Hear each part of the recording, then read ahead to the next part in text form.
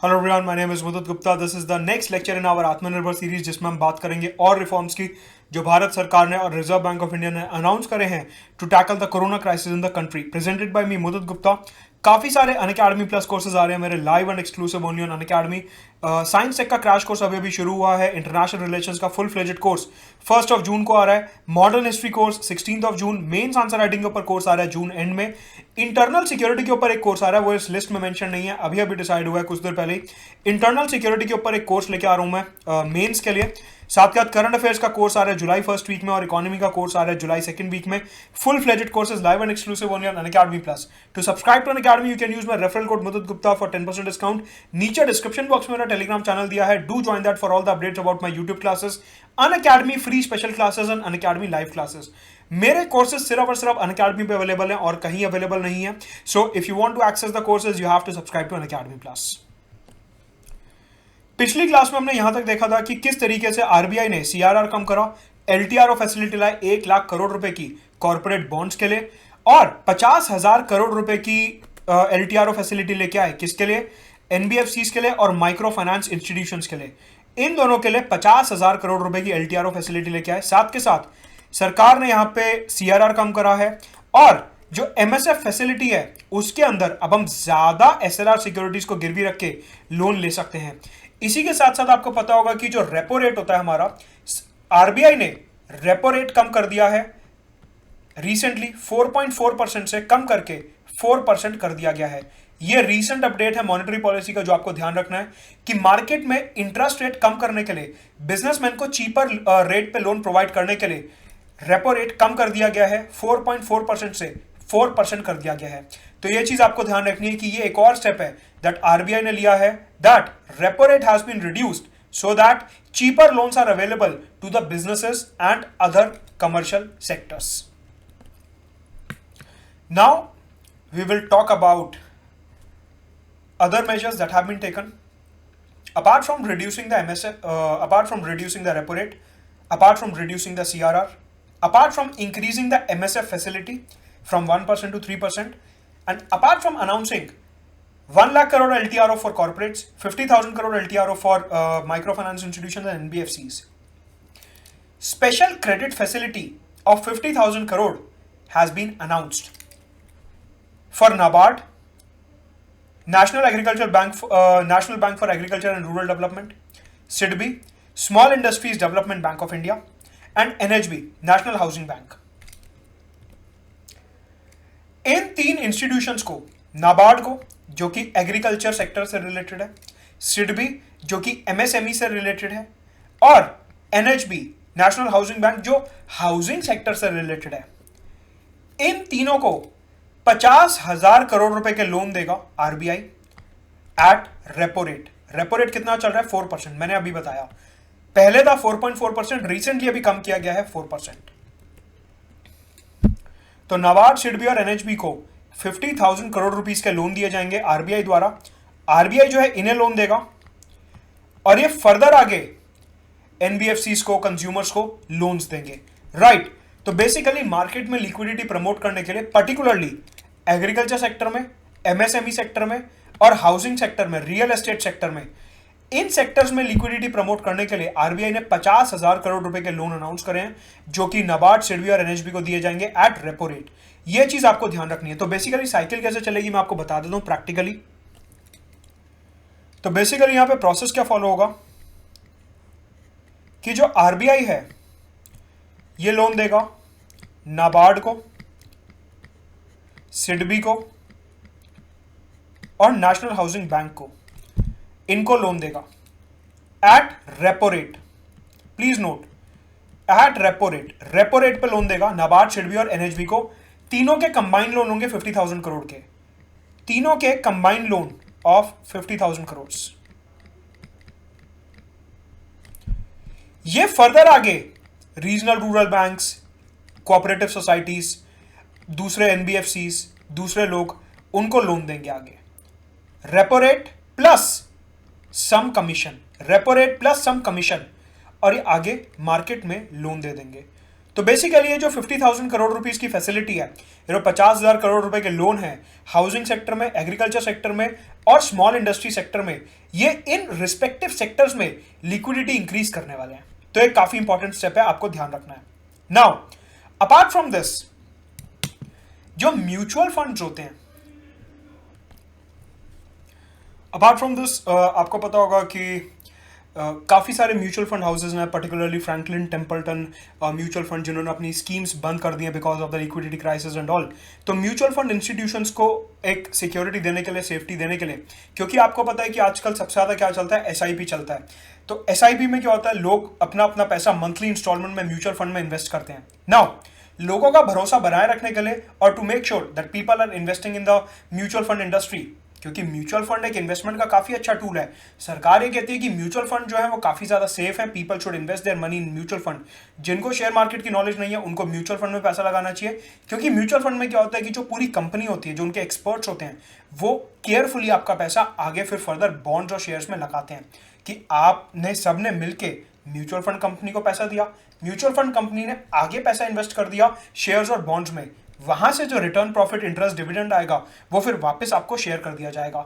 ये होता है म्यूचुअल फंड का कॉन्सेप्ट। यहां पे म्यूचुअल फंड्स को सस्टेन करने के लिए, जिससे कि हमारी जो कैपिटल मार्केट है वो स्टेबल रहे, सरकार ने 50,000 करोड़ रुपए का यहां पे स्पेशल लिक्विडिटी फैसिलिटी क्रिएट करा है म्यूचुअल फंड इंस्टीट्यूशंस के लिए। प्लीज ध्यान रखिए कि ये जो आज यहां पे हमने एलटीआरओ की बात करी थी 1 लाख करोड़ की और 50,000 करोड़ के ऊपर NBFCs and micro finance institutions, ये चीजें अलग हैं। और ये जो यहाँ पे म्यूचुअल फंड्स के लिए बात करिए 50,000 करोड़ रुपीस की, कि इनके लिए एक स्पेशल लिक्विडिटी फैसिलिटी बनाई जाएगी, इनको 50,000 करोड़ रुपए जो है इन्फ्यूज किए जाएंगे म्यूचुअल फंड में, ये चीज बिल्कुल अलग है।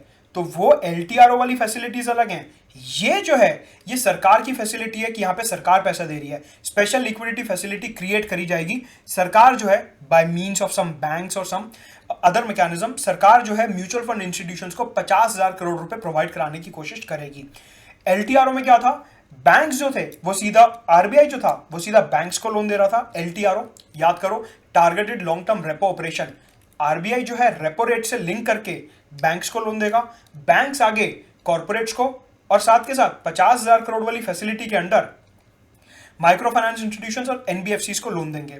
तो ये सारी की सारी क्लैरिटी हमने देखी, और साथ के साथ 50,000 करोड़ रुपए आरबीआई देगा नाबार्ड, सिडबी और एनएचबी को। तो बेसिकली अभी तक हमने क्या देखा, 4 चीजें देखी लोन के लिए, LTRO for corporates, LTRO for NBFCs and micro finance institutions, 50,000 crore रुपए for housing, agriculture and small industries, और 50,000 करोड़ रुपए फॉर म्यूचुअल फंड इंस्टीट्यूशंस। ये क्रेडिट फैसिलिटीज जो है आरबीआई प्रोवाइड करेगा, सरकार प्रोवाइड करवाएगी for liquidity in the market. साथ के साथ आत्मनिर्भर पैकेज में निर्मला सीतारमण ने अनाउंस करा कि loan moratorium of 3 months would be there, कि जो भी लोन्स हैं उनके ऊपर 3 महीने का मॉरेटोरियम है। अगर आप बैंक को एप्लीकेशन देते हो कि आपका कोरोना की वजह से बिजनेस काफी इंपैक्ट हुआ और आप लोन रीपे नहीं कर सकते, तो आपको लोन मॉरेटोरियम मिल सकता है 3 महीने का। अब इसकी क्या डिटेल है, कौन से फॉर्म में भर के मैनेजर को एप्लीकेशन देनी है, मैनेजर कितने दिन में आपको रिप्लाई करेंगे, इन सब की डिटेल में यूपीएससी के पॉइंट ऑफ व्यू से आपको जाने की जरूरत नहीं है। अगर आप किसी बैंक वगैरह की तैयारी कर रहे हो तो आपको वो देखना पड़ेगा, वो एक अलग प्रोसेस है। लेकिन यूपीएससी के पॉइंट ऑफ व्यू से, जनरल स्टडीज के पॉइंट ऑफ व्यू से आपको सिर्फ इतना समझना है कि यहाँ पे जो बिजनेसेस हैं और जो अलग अलग कमर्शियल कस्टमर्स हैं उनको लोन मॉरेटोरियम दिया गया 3 महीने का। आत्मनिर्भर पैकेज में अनाउंस हुआ 3 महीने का लोन मॉरेटोरियम दिया जाएगा, लेकिन रिसेंटली अभी जब मॉनेटरी पॉलिसी अनाउंस हुई थी, शक्तिकांत दास ने मॉनेटरी पॉलिसी अनाउंस करी थी, तो उन्होंने बोला कि इसको फर्दर हम 3 महीने से और एक्सटेंड कर रहे हैं। तो टोटल 6 महीने का लोन मॉरेटोरियम दिया गया है, टोटल 6 महीने का आपको यहां पे लोन में रिलैक्सेशन दिया गया है। मतलब कि निर्मला सीतारमण ने आत्मनिर्भर में जो अनाउंस करा वो था 3 महीने का, शक्तिकांत दास ने कहा कि हम इसको 3 महीने से फर्दर बढ़ा रहे हैं क्योंकि लिक्विडिटी की काफी प्रॉब्लम है, अभी भी लॉकडाउन खुलने का कोई चांस नहीं है, बिजनेसेस अभी भी ठप पड़े हैं, लेबर अपने अपने घर वापस जा रही है, बिजनेसेस चल नहीं रहे हैं, लोगों के पास पैसा लौटाने के लिए नहीं है, तो बैंक्स को पैसा लौटाएंगे कैसे। इन चीजों को ध्यान में रखते हुए 3 महीने से लोन मॉरेटोरियम और बढ़ा दिया गया है। मतलब कि अब जो लोन मॉरेटोरियम हो गया है वो टोटल 6 महीने का हो गया है।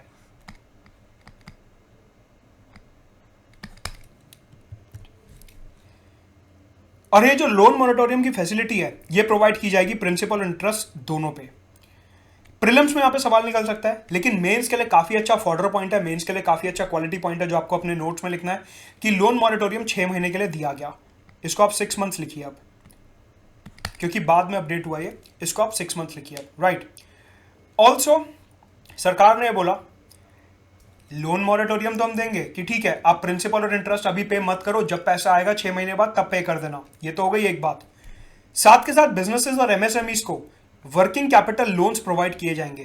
क्या है ये, अगले सेक्शन में इसी में डिटेल पे बात करने वाला हूं, तो अभी इसके लिए वेट करिए, यह भी डिटेल में बता रहा हूं। तो ठीक है, लोन मॉरेटोरियम दे दिया। यहां पे कुछ एक्सपर्ट्स का यह मानना है कि अगर हमने 6 महीने का लोन मॉरेटोरियम दे दिया कि ठीक है आप 6 महीने तक पैसा मत लौटाना, तो ऐसा हो सकता है कि आगे जाके बिजनेसेस ठीक से ना चलें, और अगर ये हमने मॉरेटोरियम और एक्सटेंड करा तो ऐसे काफी सारे लोन्स हैं जो एनपीएस में कन्वर्ट हो जाएंगे, बैंक्स की प्रॉफिटेबिलिटी कम हो जाएगी। इसका मतलब बैंक्स को प्रोविजनिंग ज्यादा करनी पड़ेगी और बेसल 3 के अंदर उन्हें और ज्यादा पैसा चाहिए होगा मेंटेन करने के लिए, क्योंकि उनके रिस्की एसेट्स इंक्रीज होंगे। बेसिकली बैंक्स के जो रिस्की एसेट्स हैं वो इंक्रीज होंगे एंड हेंस बैंक्स की प्रॉफिटेबिलिटी कम होगी। बैंक्स के जो स्ट्रेस एसेट्स हैं वो इंक्रीज होने लगेंगे। तो यहां पे हमारे को ये समझना है कि क्योंकि कंपनीज, बिजनेसेस, इंडिविजुअल्स लोन का पैसा वापस नहीं लौटा पा रहे हैं, प्रिंसिपल और इंटरेस्ट का पैसा वापस नहीं लौटा पा रहे हैं, इसकी वजह से बैंक्स को काफी ज्यादा दिक्कत होने वाली है। बैंक्स के एनपीएस और स्ट्रेस एसेट्स इंक्रीज हो सकते हैं और यहां पे बैंक्स को एक काफी सिग्निफिकेंट रिस्क देखने को मिल सकता है। तो ये चीज आपको ध्यान रखनी है कि लोन मॉरेटोरियम और जो अदर एसोसिएटेड फैक्टर्स हैं, जो आरबीआई ने बोला इतने सारे लोन दो, 50,000 करोड़ का लोन, 1 लाख करोड़ का लोन, 50,000 करोड़ रुपए की स्पेशल फैसिलिटी, 50,000 करोड़ रुपए का म्यूचुअल फंड्स को जो सपोर्ट वगैरह देना है, इतने रिस्की टाइम में अगर हम इतने सारे 2-3 लाख करोड़ रुपए के लोन्स देंगे तो that will further increase the risk. पुराने वाले लोन की रिकवरी तो हो नहीं रही है, उसके लिए तो हम मॉरेटोरियम दे रहे हैं और हम फ्रेश क्रेडिट और दिए जा रहे हैं 2 लाख 3 लाख करोड़ रुपए का। अभी तो मैं आपको और आगे दिखाऊंगा कि कितने सारे लोन अनाउंस हुए हैं। अभी तक तो हमने सिर्फ 2 लाख करोड़ के देखे हैं, अभी आपको आगे दिखाऊंगा कि और कितने सारे लोन है जो अनाउंस किए गए हैं। तो ये जो है बैंकिंग और एनबीएफसी इंडस्ट्री के ऊपर काफी बड़ा रिस्क है, और ये मैं नहीं कहता, ऐसा बहुत सारे एक्सपर्ट्स का एडिटोरियल्स में कॉलम वगैरह मैंने देखा, ओपिनियन फॉर्म करा, तो वहां से निकल के आता है कि कहीं ना कहीं अगर इस टाइम पे हम क्रेडिट रिस्क बढ़ाते रहेंगे, कहीं ना कहीं क्रेडिट एक्सपोजर बढ़ाते रहेंगे, तो हो सकता है कि अगर सेक्टर फेल होता है, अगर सेक्टर नहीं चल पाता ठीक से, तो बैंक्स को यहाँ पे काफी ज्यादा दिक्कत होने वाली है। जो डिपॉजिटर्स हैं आपके और हमारे जैसे, हमारे डिपॉजिट्स को कहीं ना कहीं थोड़ा सा रिस्क हो सकता है। तो ये काफी ज्यादा रिस्की सिचुएशन है बैंक्स के लिए। अच्छा, एक बात और समझिए, बेसिकली क्या होता है, जब कमर्शियल सेक्टर को, रियल एस्टेट सेक्टर को, इन सबको लोन दिया जाता है कि मॉल बनाना है, हाईवे बनाना है, बिल्डिंग्स बनानी है, घर बनाने हैं, इनको जब लोन दिया जाता है, इनको साथ में टाइम लिमिट दी जाती है कि देखिए आपको इस टाइम के अंदर अंदर अपना प्रोजेक्ट शुरू करना है, इस पर्टिकुलर टाइम के अंदर अंदर आपको अपना जो हमने आपको लोन दिया है आपको उसका पैसा यूटिलाइज करना है। नहीं तो ऐसे तो कोई भी बिजनेस के नाम पे लोन लेगा और उसे कहीं पे भी बीएमडब्ल्यू, मर्सिडीज खरीदने में पैसा लगा देगा। तो क्या होता है कि जब भी कमर्शियल पर्पस के लिए आप लोन लेते हो, रियल एस्टेट सेक्टर में या किसी भी सेक्टर में आप लोन लेते हो, तो बैंक आपको एक डेडलाइन देता है कि हाँ आपने इस बिजनेस के लिए पैसा लिया, इस बिल्डिंग के लिए पैसा लिया, इस मॉल के लिए पैसा लिया, इतने टाइम के अंदर अंदर ये प्रोजेक्ट शुरू हो जाना चाहिए, हम इंस्पेक्शन के लिए अपने मैनेजर को भेजेंगे। डेडलाइंस होती हैं। यहां पे निर्मला सीतारमण ने आत्मनिर्भर पैकेज में अनाउंस करा कि जो भी कमर्शियल रियल एस्टेट सेक्टर को लोन दिए गए हैं, डीएलएफ हो गया या अलग अलग बिल्डर्स हो गए, आम्रपाली ग्रुप हो गया, जो बड़े बड़े हाउसिंग प्रोजेक्ट्स और कमर्शियल प्रोजेक्ट्स बनाते हैं, इनको जो लोन दिया गया है, इनको जो डेडलाइन दी गई है, उस डेडलाइन में 1 साल का एक्सटेंशन कर दो। मतलब कि जो कमर्शियल ऑपरेशंस इनको शुरू करने हैं, फॉर एग्जांपल लेट अस से बैंक ने लोन दिया 1 अप्रैल 2020 को, 1 अप्रैल 2020 को लोन दिया। बैंक ने डेडलाइन दी कि आपका जो प्रोजेक्ट है वो 1 अगस्त 2020 तक शुरू हो जाना चाहिए। ये डेडलाइन हो गई कि आपका जो प्रोजेक्ट है, जो आपका पूरा का पूरा प्रोसेस है, वो 1 अगस्त तक शुरू हो जाना चाहिए। निर्मला सीतारमण ने बोला कि देखिए क्योंकि कोरोना है, सारी लेबर वापस घर जा रही है, बिल्डर काम कैसे शुरू करेंगे, तो कमर्शियल रियल एस्टेट सेक्टर में सिर्फ और सिर्फ, इसमें प्लीज नोट, सिर्फ और सिर्फ कमर्शियल रियल एस्टेट सेक्टर की बात कर रहा हूं। कमर्शियल रियल एस्टेट मतलब कि शॉपिंग कॉम्प्लेक्सेस, मॉल्स एटसेट्रा, इनकी बात कर रहा हूं।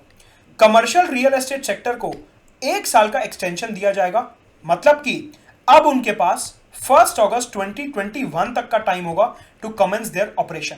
ये रिलैक्सेशन दिया गया है जिससे कि लेबर वापस आ जाए, सीमेंट, स्टील, आयरन और वगैरह का प्रोक्योरमेंट हो जाए, पेंट, टाइल्स, सेरेमिक्स वगैरह जो भी इंडस्ट्री बंद पड़ी है वो खुल जाए, उनसे रॉ मटेरियल प्रोक्योर कर लें, फिर अपना काम शुरू करेंगे। तो यहां पे ध्यान रखना, लोन मॉरेटोरियम एक चीज है, स्ट्रेस एसेट का रिस्क हमने देख लिया, और भी लोन दिए जा रहे हैं बिजनेसेस और एमएसएमईज को जो अभी बताऊंगा। और जो कमर्शियल सेक्टर है, ध्यान रखिए हाउसिंग सेक्टर की बात नहीं कर रहा, हाउसिंग सेक्टर की बात नहीं कर रहा, यहां पे मैं बात कर रहा हूं सिर्फ और सिर्फ कमर्शियल सेक्टर की। अभी कमर्शियल सेक्टर को 1 साल का एक्सटेंशन दिया गया है to commence their commercial operation. For example उन्होंने किसी भी मॉल के लिए अगर लोन लिया है तो वो अब 1 साल के एक्सटेंशन के साथ अपना काम शुरू कर सकते हैं। तो उनको यहां पे टाइम बेस्ड एक्सटेंशन दिया गया है, प्लीज ध्यान रखिए। Right now coming to specifically businesses and MSMEs, कि सिर्फ और सिर्फ बिजनेसेस और एमएसएमईज के लिए निर्मला सीतारमण ने यहां पे क्या कदम उठाए हैं।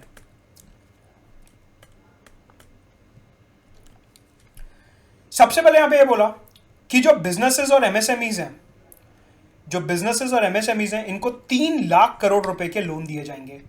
3 lakh crore collateral free loans, कुछ भी गिरवी नहीं रखना, 3 लाख करोड़ रुपए ले जाओ, बिजनेस शुरू करो।